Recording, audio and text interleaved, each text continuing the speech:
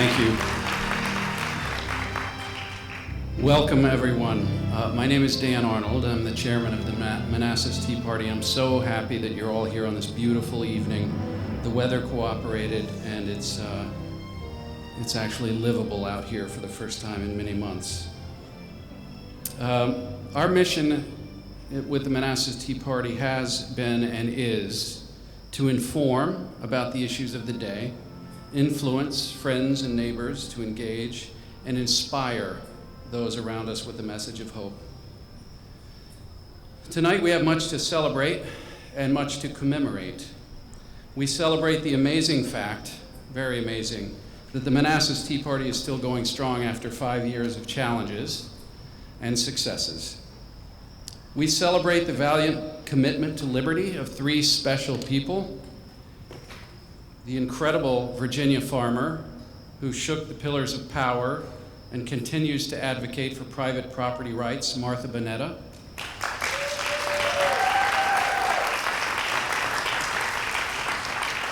The vaunted defender of federalism in our beloved Commonwealth, former Attorney General Ken Cuccinelli. We're very happy to have you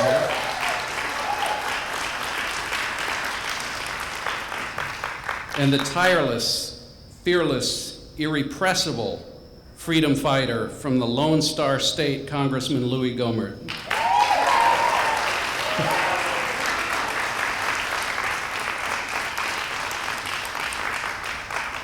We also will remember tonight. We commemorate and lift up those Americans who have gone before us and have given the ultimate sacrifice, particularly on this solemn day of September 11th. We remember that day 14 years ago when hate and terror was overcome by love, sacrifice, and a rekindling of the American spirit. A little background on the Manassas Tea Party. We founded this little group in the spring of 2010. The Tea Party movement was at its apex. The grassroots had hope and was fired up for action. We, like untold numbers of regular, everyday Americans, decided to organize a nonprofit group so that we could make a difference.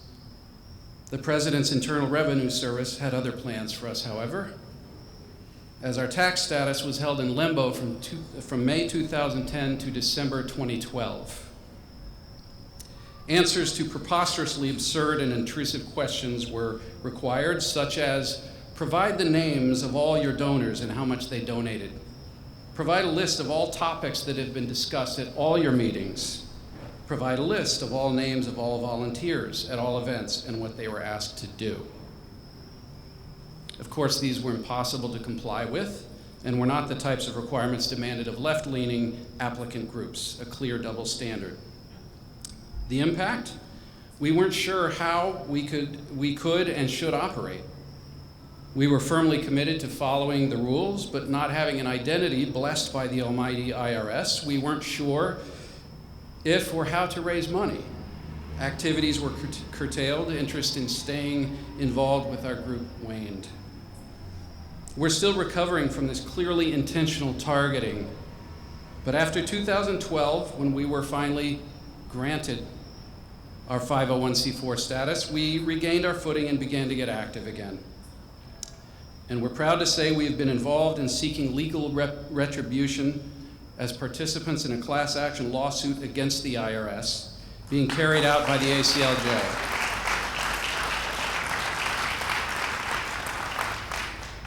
Some highlights from the past 5 years: we've been a constant voice for reducing the property tax burden at the local level. That fight seems to be never ending in our beloved city of Manassas. In this very space, we held one of the largest political gatherings in the history of our town when over 1,500 people gathered to celebrate the Constitution. Ken and Bob Marshall were both speakers at that event.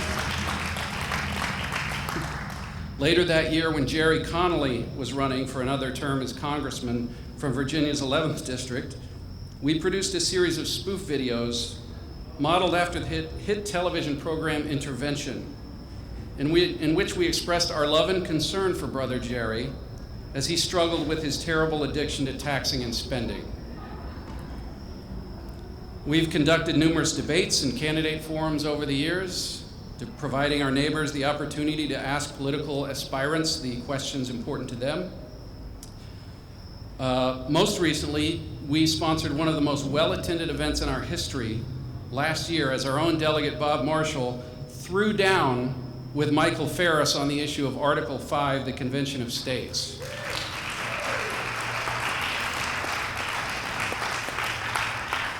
Those who were able to get inside the packed house are still buzzing over the spirited repartee between the two men, and most agreed they learned more on the subject that night than they could have imagined. But let us look back for a moment on the history of the movement at large. Twice now, the grassroots, or the base, or the Tea Party movement, whatever you want to call it, has through activism and through the ballot box brought dramatic change to Washington.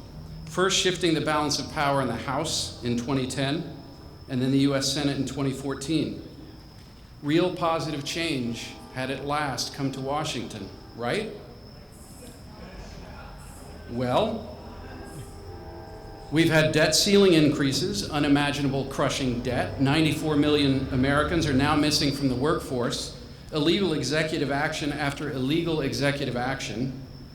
Illegal presidential appointments, a Department of Justice that targets enemies of the administration, an IRS that has been weaponized to punish conservatives.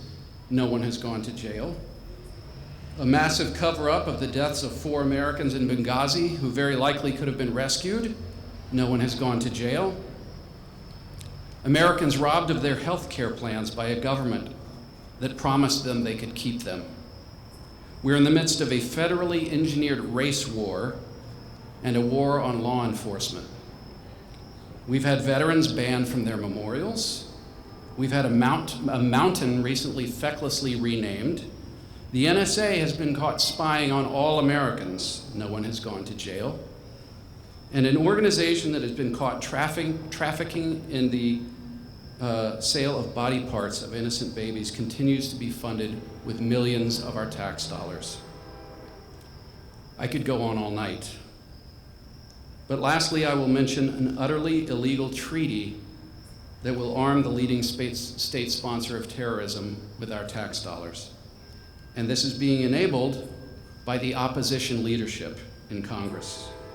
Friends, it is not an exaggeration to say that liberty has never been more threatened in the almost 240 years since we declared our independence from a faraway European power. We gather here tonight around a common theme: to cherish our liberty. This happened in 2010, you remember that?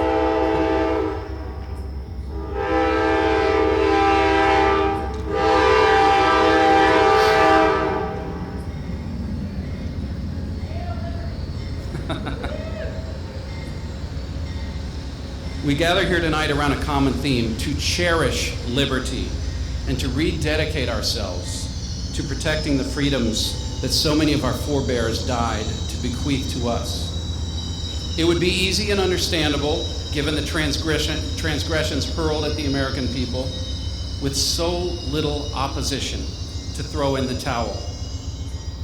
But too many sacrifices have been made by our framers, by hundreds of thousands of brave soldiers down through the decades, and yes, by first responders 14 years ago.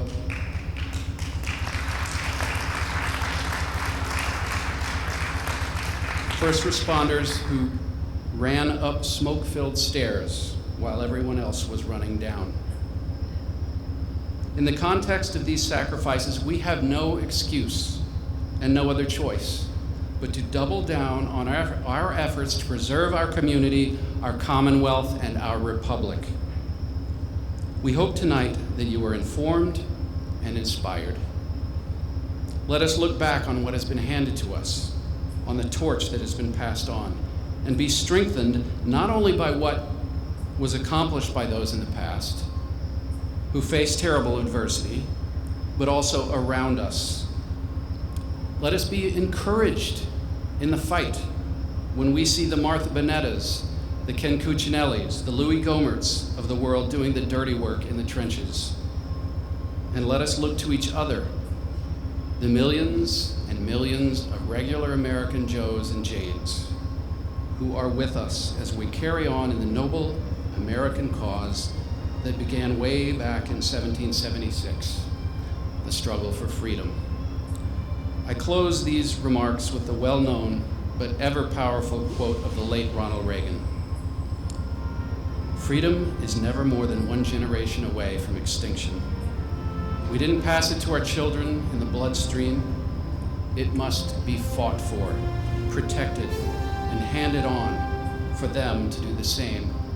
Or one day, we will spend our sunset years telling our children and our children's children what it was once like in the United States when men were free." Thank you.